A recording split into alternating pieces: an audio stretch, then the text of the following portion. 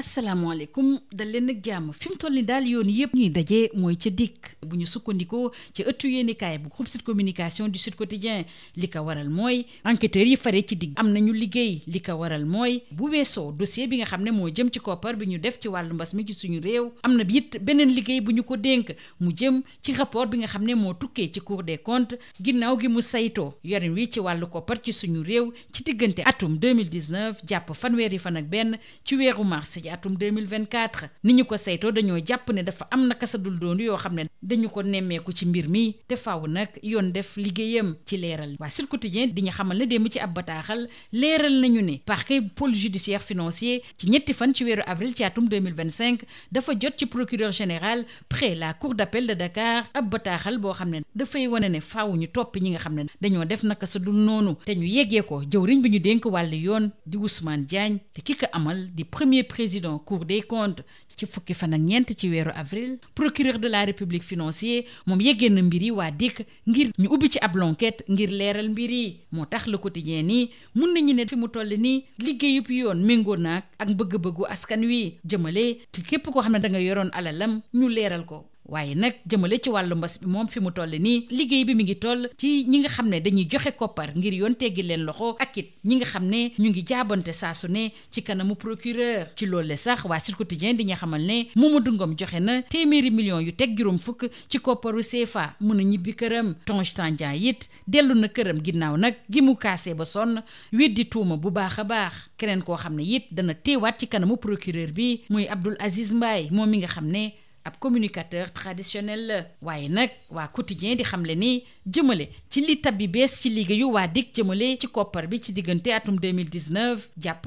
fanweeri fan ak benn ci weeru mars ñi nga xam ne ñoo fi nekkoon ay ministre ak ay DG bu yóbboo rek ñu tàggalikook nelaw ndax ci ay bés yu ñu jëm danañu jaabante ba sonn diggante bureau juge yi ak it ci salle d'interrogatoire bu DIC ngir enquêteurs yi teewlu leen ci leeral procureur financier Abdoulaye Sylla ginnaaw gi mu sante waa DIC ñu amal l'enquête yi nag nee na li tax loolu yépp muy fexe ba leeral mbir yi te it bu ko jaree ñu teg yenn yi ci njodd ñi nga xam ne dañ leen ci tudd te loolu yépp nag ñu sàmmonteeg yoon bu baax a baax jëmale ci koppar yi ñu defoon wàllu xeex mbas mi ci suñu réew te ñu tudd ci ñenn ñi nag Le Soleil ñu ñee xamal ne fi mu toll nii daal 2 téeméeri millions ci kopparu CFA ñi ñu ci tudd jot nañ kaa joxe ba noppi te ñoo ñëpp nag doon teg seen ndodd li ñu duppee contrôle judiciaire ki ko amal di juge 5e cabinet bu tribunal bu Ndakaaru waa Libération ak waa L'Observateur nag di ñu yóbbu ci biir DIC di ñu wax yan kàddu la ñuy yëkkati ci kanamu enquêteurs yi ak ñoom la ñuy desal ndax waa L'Observateur yi dellusi na ci kàddu yi nga xam ne jib na fa di ñu xamal ne am na ñeneen ñoo xam ne it fi mu toll nii joxe nañ seen koppar ba noppi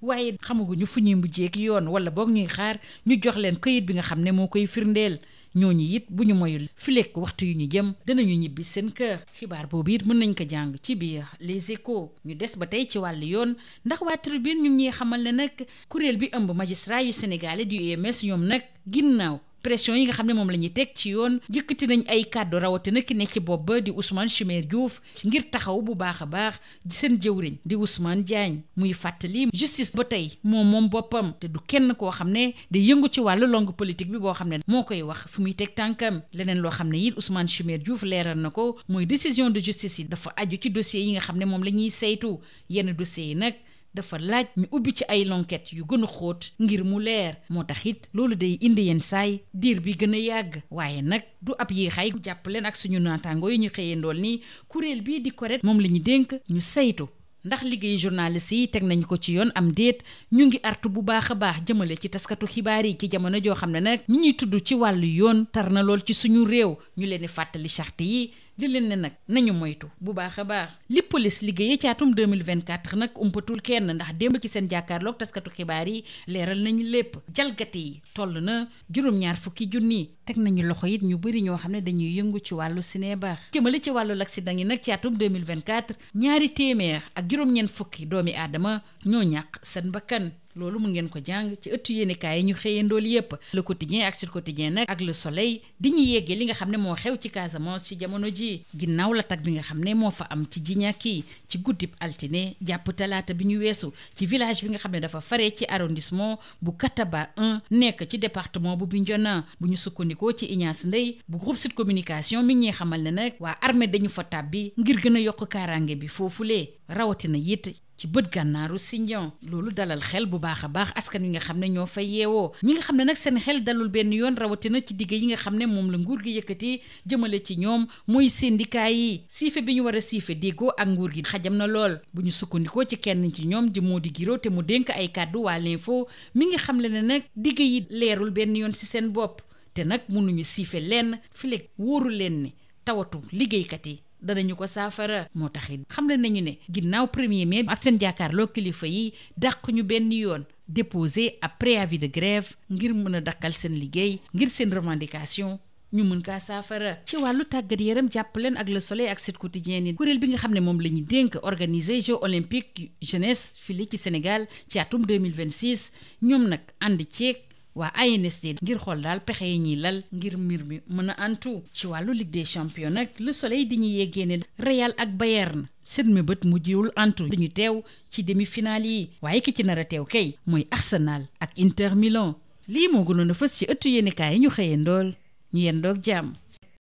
Bonjour, pas de répit pour la division des investigations criminelles, relève le quotidien du groupe Sud Communication Sud Quotidien. En effet, en plus du dossier du fonds Covid, elle s'est vue confier celui du rapport de la Cour des comptes dont l'audit sur la situation des finances publiques de 2019 au 31 mars 2024 a révélé des actes et faits susceptibles de qualification pénale. Pour apporter la lumière sur cet audit, le procureur de la République financier a confié l'enquête à la DIC, rapporte un communiqué du parquet financier, ce qui mène le confrère à écrire tous à la DIC. L'objectif, d'après 24 heures, est de vérifier la matérialité des infractions présumées et le cas échéant de poursuivre les personnes mises en cause dans le strict respect des droits de la défense. Reparlons des fonds force Covid-19, tout d'abord avec Sud Quotidien, qui renseigne que Mamadou Niangom consigne 150 millions de francs CFA et obtient la liberté, alors que Tange Tandian est libéré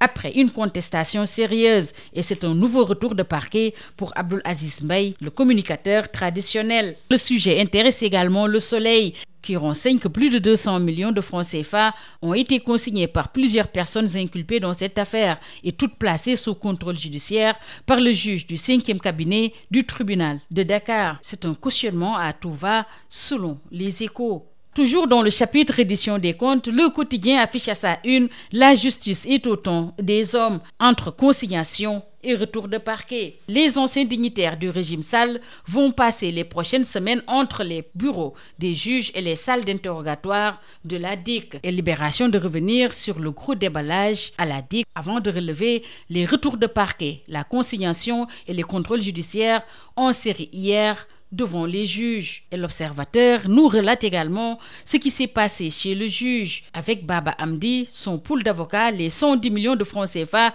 qui ont fait l'objet de contestations sérieuses et les 2 millions restants qui ont failli lui coûter sa liberté. Le cas particulier de Tange Tandian n'a pas échappé à l'Observateur. Placé sous contrôle judiciaire sans avoir consigné le moindre sou, mais tout de même inculpé pour détournement de deniers publics et faux en écriture privée. Toujours d'après l'Observateur, d'autres mises en cause en attente de régularisation ou de délivrance de quittance devraient également bénéficier d'une liberté provisoire dans les prochaines heures. Et retenez que dans un communiqué publié ce mercredi 16 avril, le CORED a lancé un appel à la vigilance dans le traitement des affaires judiciaires par les journalistes. Cette mise en garde vise à garantir une couverture respectueuse des principes éthiques, des droits individuels, mais également de la présomption d'innocence. Au même moment, Tribune rapporte que face à la pression sur la justice, l'Union des magistrats du Sénégal monte au créneau pour défendre le ministre de la Justice, Ousmane Diagne. La justice est toujours indépendante et n'obéit à aucun homme politique, a dit le président de l'UMS, Ousmane Chimère Diouf. La justice doit être imperméable, poursuit-il,